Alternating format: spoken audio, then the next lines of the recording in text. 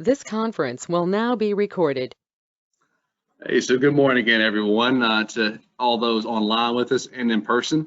Thank you for coming to this morning's Rise and Shine Economic Development Speaker Series. This month we have Ms. Lisa Morales with East AlabamaWorks coming to speak on the Alabama Workforce Stabilization Program.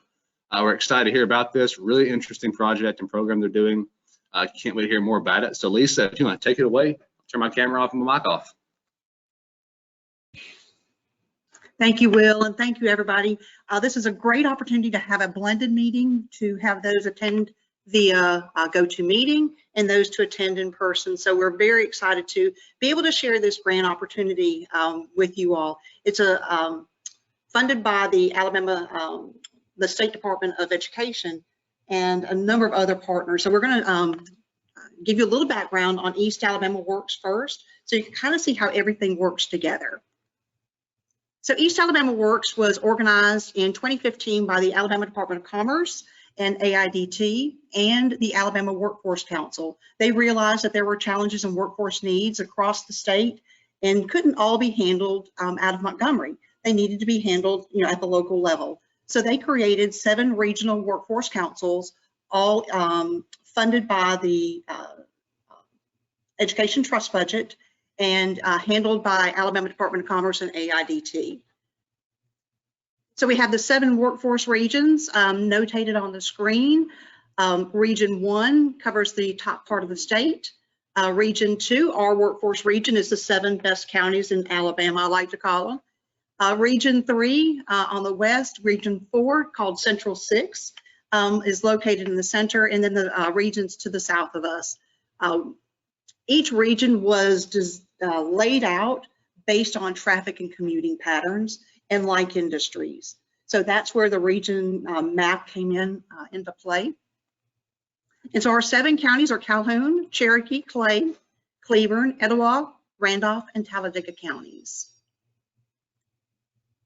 So a little bit about East AlabamaWorks mission statement. We provide every person with the opportunity and motivation to develop and expand their skills.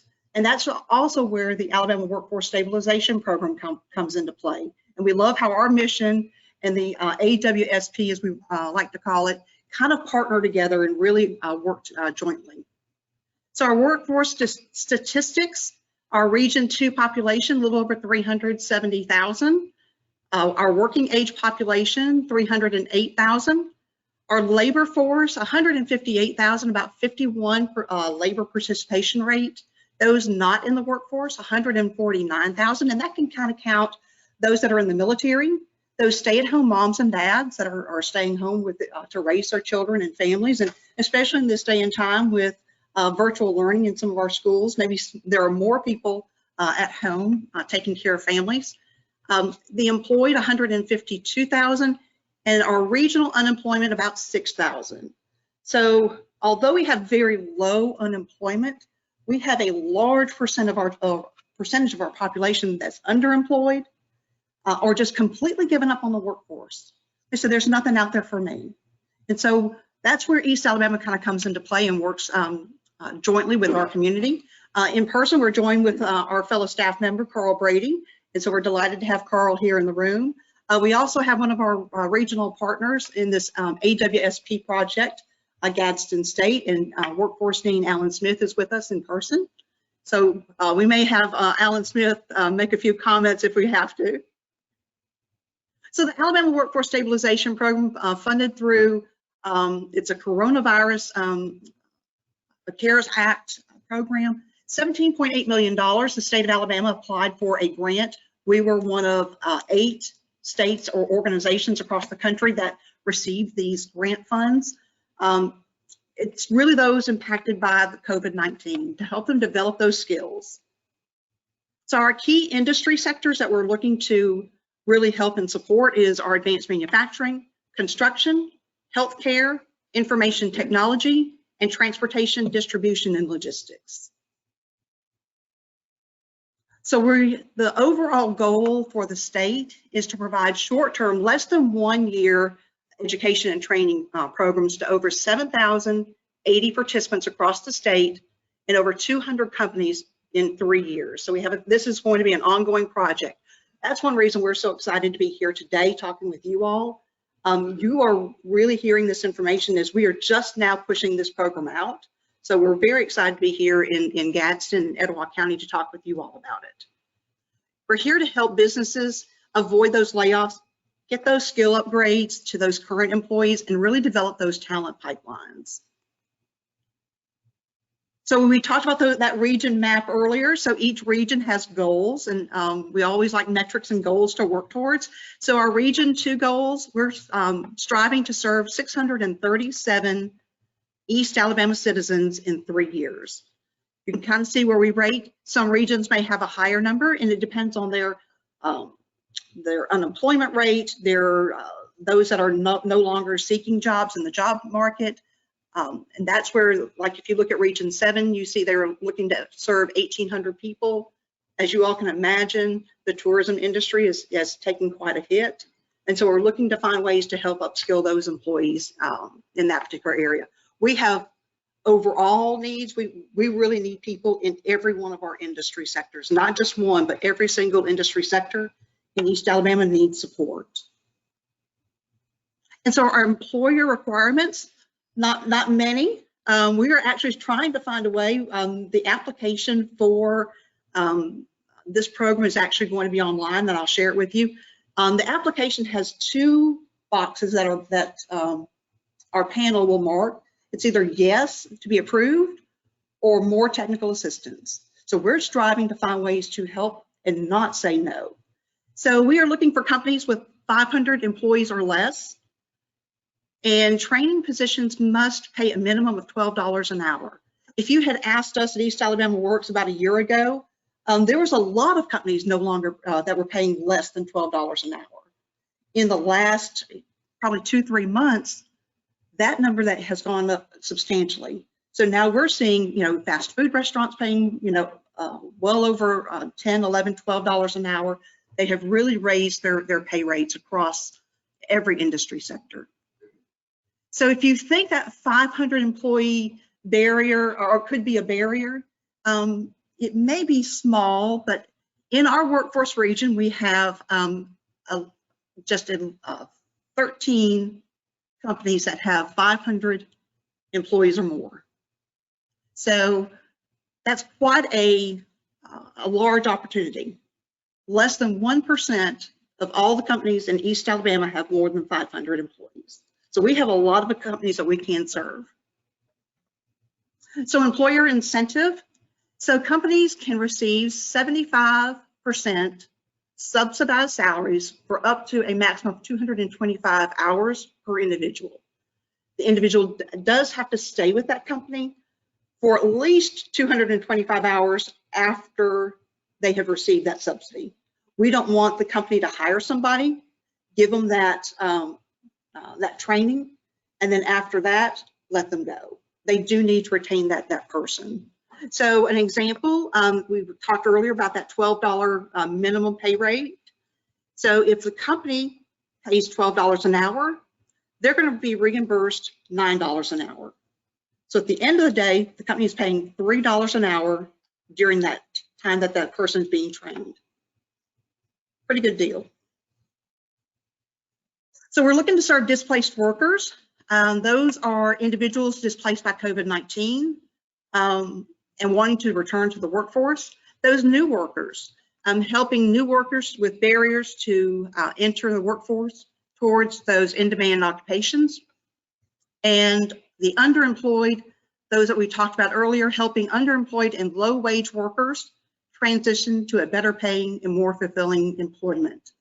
So Will, if you want to show that video, we've got a video that will give a little bit of information about the Alabama Workforce Stabilization.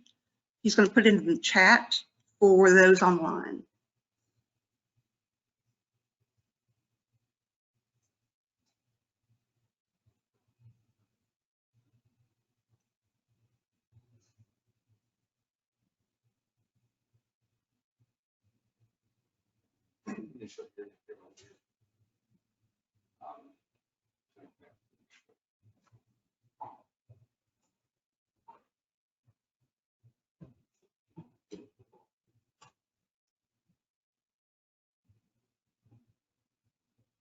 Do I need to turn the mic off up here?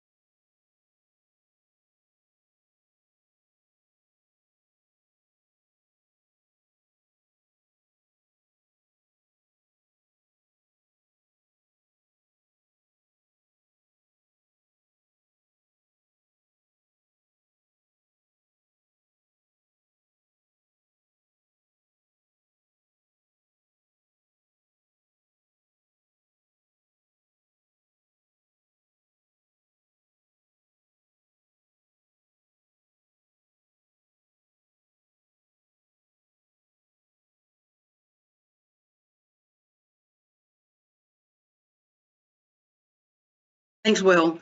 So there's a whole marketing campaign that's going to go along with the Alabama Workforce Stabilization Program so that we can get to those job seekers, so we can get to those companies. You all, as members of the chamber, you are critical to the success of this program, to be able to share through your network, through your contacts, that there are funds available to help individuals and companies with that talent pipeline.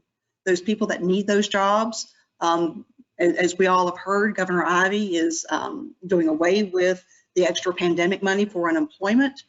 So those people who may have been relying upon that, they need opportunities to upskill.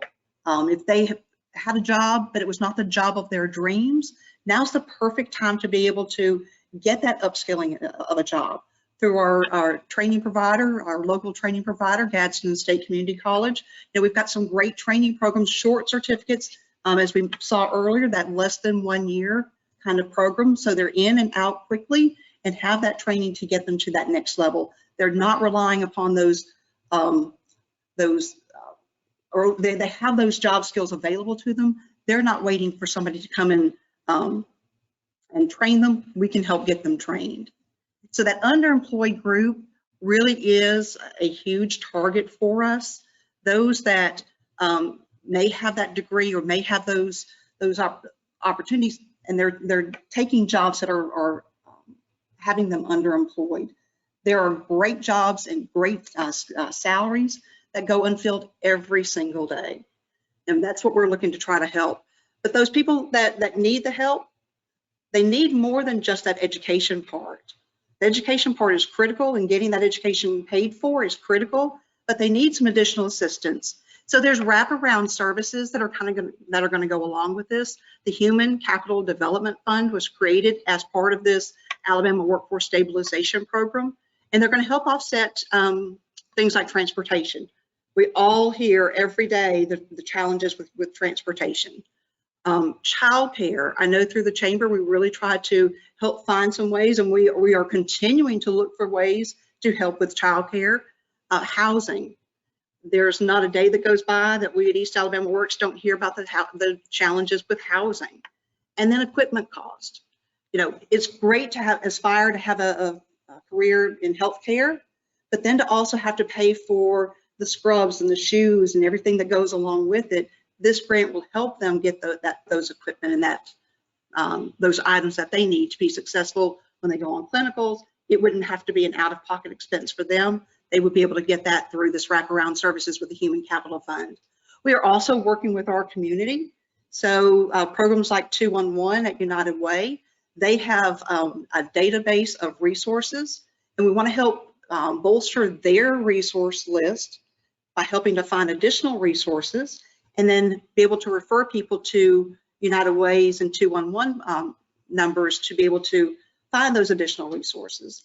Maybe that person needs help getting a driver's license so they can be gainfully employed, because every single one of us that when we were hired by our companies, the first thing they asked for was proof of identification.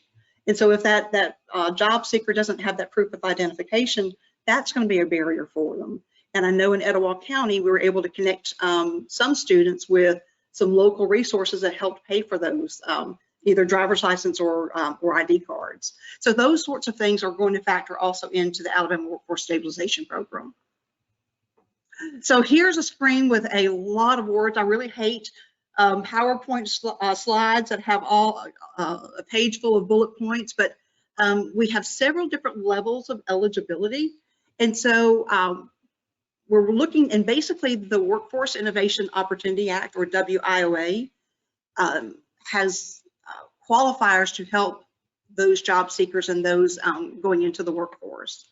And so level 1 eligibility, they can be TABE tested, or Dean Smith, help me with the TABE. So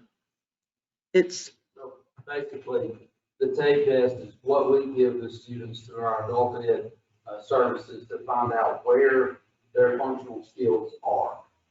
So with adult basic education, it gives the test. So it doesn't necessarily have to be someone who is not a high school completer, someone who does not have a high school diploma, but we test them coming in to see where they may be deficient, mainly in literacy and numeracy skills, so that we can help them address any deficiencies they may need for learning to be a marketable employee. So we'll be doing the level 1 eligibility, where students that do not have the high school credential will be TABE tested, but we could also TABE test them if necessary, if they did have that. And then we'll be pairing up some Ready to Work Plus classes with some other classes that would help them in that career occupation that they're pursuing. For example, if they wanted to go into a manufacturing environment, we all will be offering some MSSC courses that will prepare them to be ready to work in a manufacturing environment, to have safety, machine awareness, and that type of thing, to work in a healthcare environment. We will give them some short-term certificate training, possibly with our CNA program, to do that with construction. We can give them a little bit of basic classes. We're still rolling out how we want to address using these sectors with the level 1. The Ready to Work, the TABE testing, and the Ready to Work Plus, we call it, they are big starting point.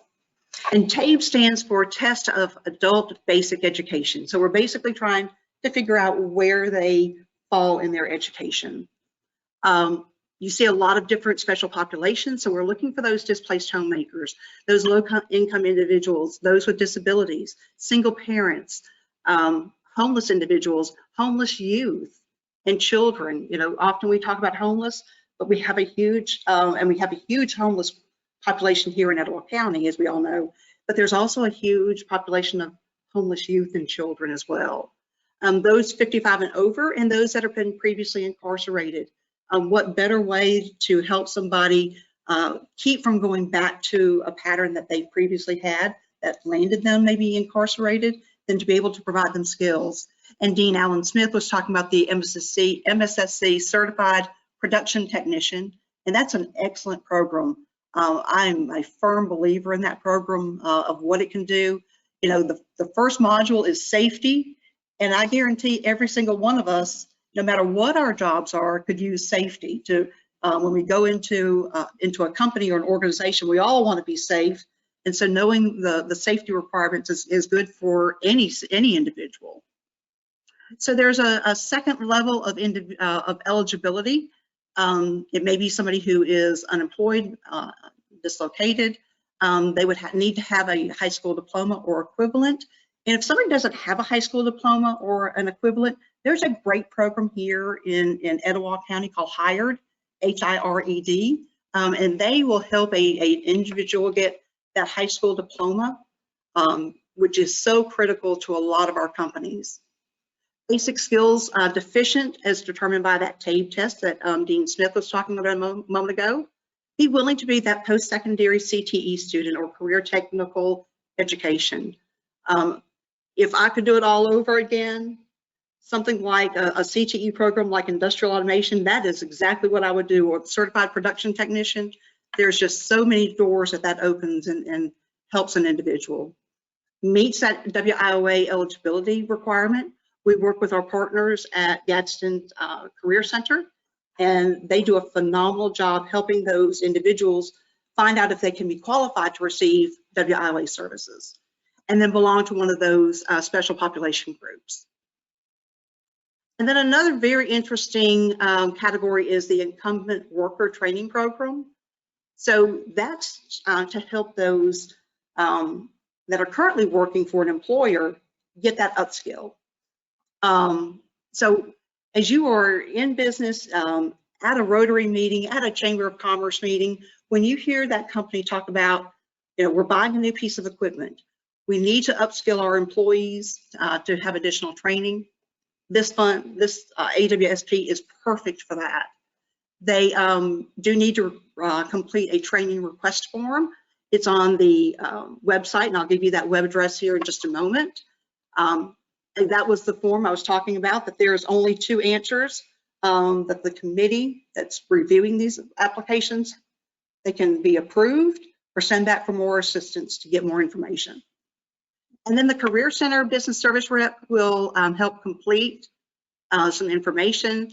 We are looking, and I don't think I have the form online on a slide. It gets very small to be able to read, but it's just some basic information. We will help them complete that application so that they're not trying to do it on their own. So the training request form is on alabamaworks.com/AWSP. There is the employer participation form. Again, we can help complete that form. It is very easy to complete. Not asking a lot of information. It's basically asking information about how many employees you want to upskill, what rate of pay they're going to have, and to be able to get that approval. Our eligibility panel, you will recognize maybe a few names. The 3-person eligibility panel for our workforce region is made up of our East Alabama Works chair, who is Tanya Maloney. Tanya lives in Heflin. Our local WIOA board chair, Steve Hildebrandt, who recently retired from Alabama Power Company. And then our Alabama Community College representative, which is Audrey Webb. And Audrey has worked here in Gadsden with Gadsden State Community College before joining the community college system. The panel will consider requests every 2 months at a minimum. If there's more applications, they will meet more frequently. They don't want to receive an application, wait 2 months to review it. They want to review them just as quick as possible. The sooner we get people trained, the sooner they get back in our workforce. So we work with a lot of partners, obviously Department of Commerce, AIDT, the Workforce Innovation Opportunity Act. We work with the Department of Labor, the Alabama Career Centers. They're a critical part of this. Katrina Herring was in another meeting at this exact time, otherwise she would have been joining us. I know she's going to be watching this later. Alabama Department of Rehab Services, many of you all work and know Daniel Spencer. So Daniel's a great partner in this as well. Department of Human Resources, another great referral for job seekers that could use the Alabama Workforce Stabilization Program. And then of course our training providers through the Alabama Community College System, Alabama Technology Network, that's also located on the Gadsden State campus, and then of course Gadsden State. So there's my contact information. Carl and I are in our whole East AlabamaWorks team. We are working remotely, so we are giving out our cell phone numbers as opposed to an office number. So you can reach us either via email or by cell phone. And of course, I can't take an opportunity without sharing our social media channels. We post a lot of things on our social media. So if there's anything that you're looking for, whether it's job fairs, people hiring, programs, articles, you can always check our Facebook and Twitter accounts.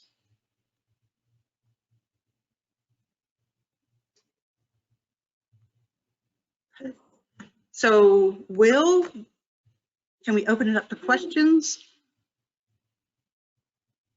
Yes, if anyone has any questions online that's attending with us, if you don't mind, just put those in the chat if you'd like to. And if we have anyone here in person with any questions, I'll turn it over to you guys to ask questions as well.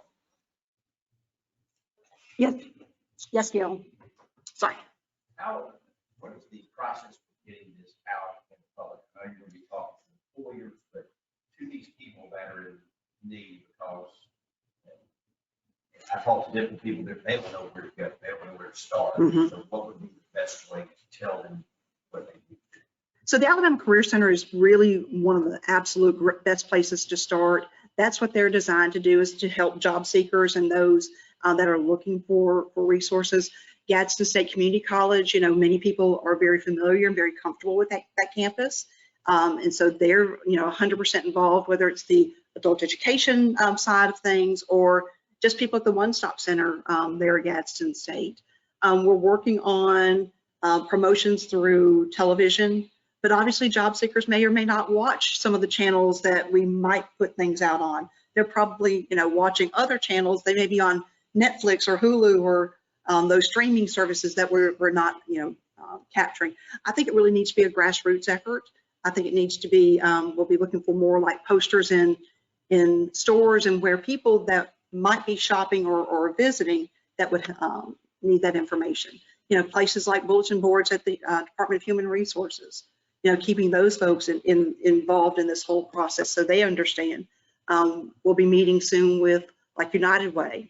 So as they hear, you know, there's somebody who needs something, you know, they don't need to be the experts. They just need to know, okay, I can pick up the phone and call somebody. I can refer them to a website. I can send them to the Career Center. You know, I know 3 things I can tell them to do. And so that's a great way to kind of engage them. But we're looking for those unique ways to really involve the community to get that word out. And so any ways that we can do that, you know, working through the cities, through the county commissions, you know, those are also great resources because as elected officials, you all hear things from your constituents each and every day.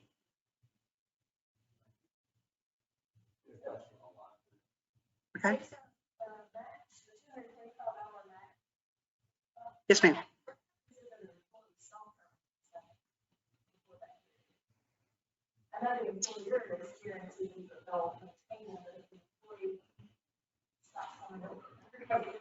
And we have that quite often. You know, we have those job seekers that, you know, that start and then don't stay with us. So we would be looking to, you know, that the employer would not terminate that employment.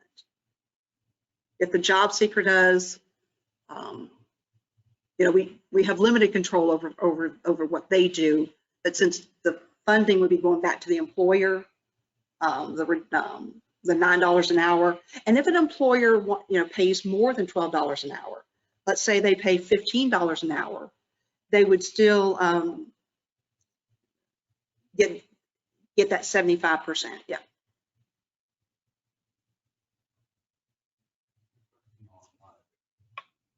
Hey, Lisa, my name is Jonathan Tang. Can you hear me? Yes, sir. Absolutely, thank you. I'm in the retail and convenience store business.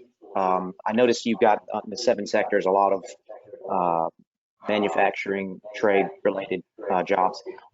Is there any emphasis on service-related retail, anything like that? Because you know, we also struggle finding quality folks to work in our stores, and often we're labeled as lower pay jobs, and you know, it's a hard cycle to break. I'll say that to be able to pay a living wage, and to do that. So it's kind of I always kind of ask folks, is I kind of beat that drum because I'd love to pay, you know, $20 an hour to do things, but you know, we struggle to find good folks that, as you guys have seen this week during the importance of gasoline stations and C stores. So I just kind of didn't know if there were any programs out there for service or retail based folks.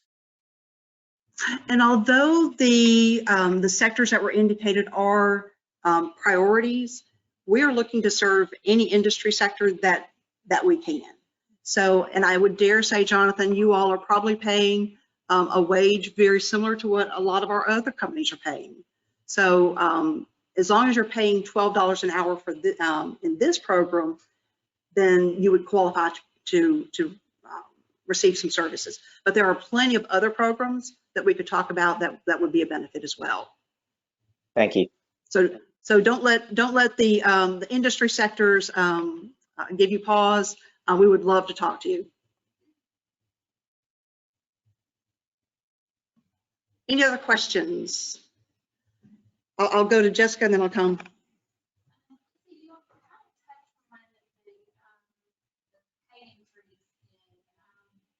In the food industry, and we also have to do a training vaccine, but a lot of them are even offering alcohol. Are you seeing any kind of added incentives for manufacturing to get employees, or how is the food industry affecting that? So manufacturing industries are also paying bonuses. There's an employer paying $1,000 bonus. If you stay 90 days, you get a $1,000 bonus.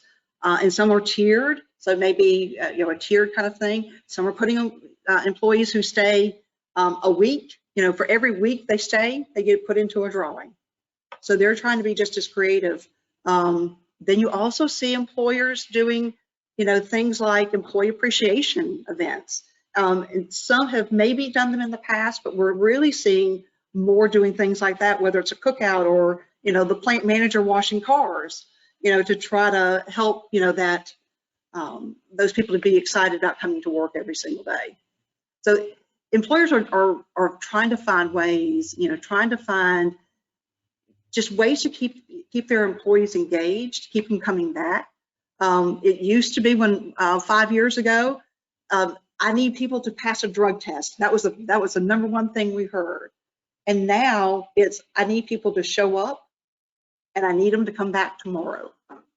And recently we heard an employer who interviewed somebody and they were a great candidate, great fit, very excited. He was going to offer the job, and the employer, the job seeker says, that 5 days a week thing isn't really going to work for me. I really need, you know, a little more flexibility. I can work Mondays, Tuesdays, and Thursdays. And the employer is so desperate for people, he's thinking in his head, maybe I find a Wednesday, Friday person. And of course, we at East AlabamaWorks were like, no, don't do that. let's not get to that point. But that's how hard it is, you know, to find good people. And they're looking in every places that are possible. We have some people that are setting up at food kitchens or housing projects, you know, to try to get to a different, group of people than would see things at the Career Center or, yard signs, advertising, that they're hiring. But how many signs do we see, with, that they're hiring? They're hiring, but job seekers need those extra skills to be that and understand. Ready to work that Alan mentioned earlier is a critical part of this AWSP program, because it will help them understand that show up every day, financial literacy, so once you get that paycheck, how to handle your finances. Yes, sir. Before my question, to your point just there, one thing that we've done at Buffalo Rock, especially in the CDL world, we dropped all of our CDL drivers for 4 days a week to try and we dropped them 1 day a week and increased their pay to try and keep people around. We've had to add extra drivers, just even be able to get drinks into the store. So that's something definitely that we've had to do. My question is going to be, so I'm new to the area, so I don't know pre-pandemic what the economy around here was like. The numbers you put up there show about 4% unemployment. With Governor Ivey ending the additional funds, how low do you think that goes? How many of those 6,000 people do you think actually get back into work? So our unemployment rate, probably at its lowest in our workforce region, was probably about 3.2 or so. And those are people actively looking for jobs.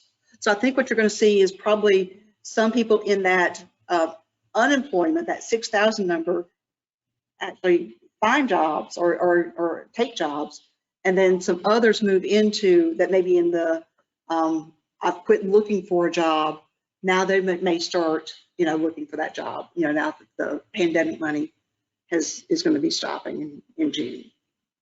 So I think it'll kind of go up and down a little bit, but probably where we're at, I mean, anything less than 5% is really considered full employment, because you're always going to have people, no matter what, looking for jobs.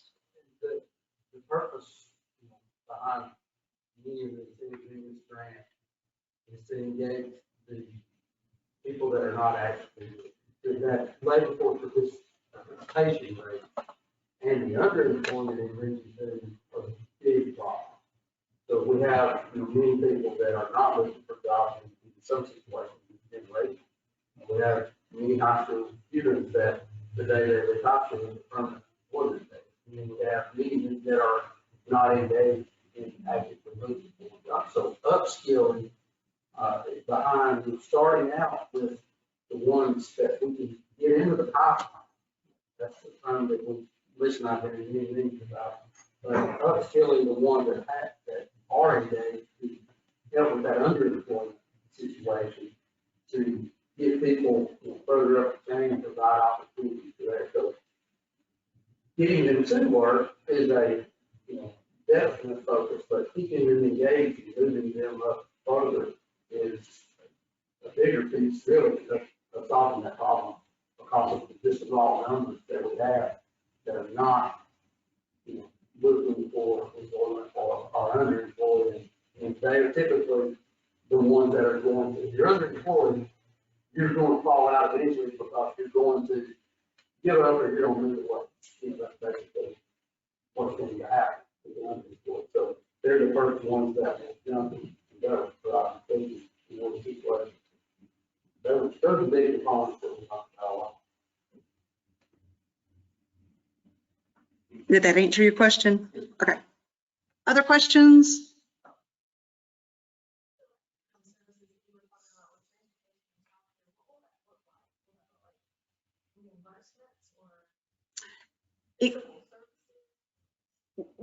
We would have loved to have had physical services, but it would need to be adjusted, for every community. And Etowah County does a great job with the JARC program, that Joint Access Reverse Commute program, in getting somebody to a job, and get them home.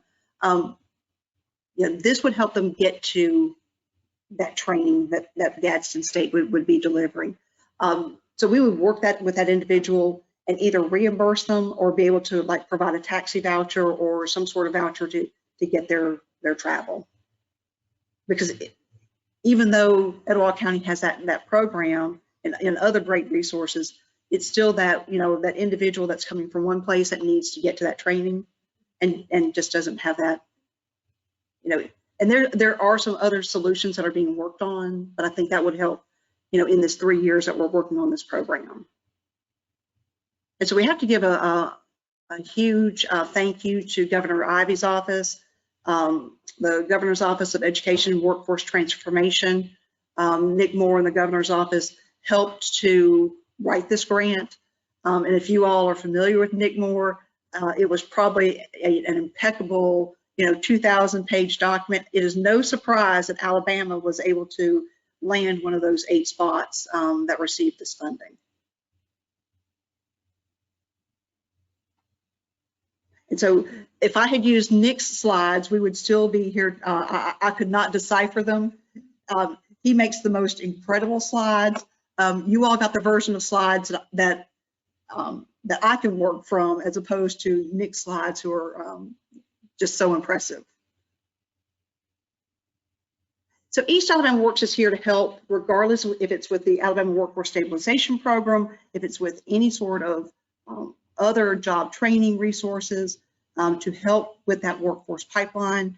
You know, we've been here for 5 years, and we'll be here, you know, for here to come. And so any way that we can help support business and industry and job seekers, that's what we want to do.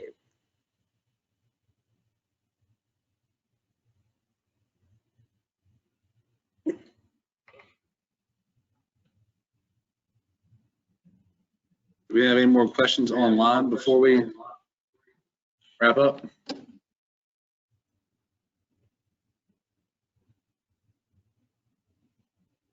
Okay, I'm not seeing anything, so that'll do us for this month, Rise and Shine. Lisa, thank you so much for joining us. Thank you all for coming here in person, and to those of you who are attending online, have a safe and great weekend. Take care. We'll see you next month. Stop the recording.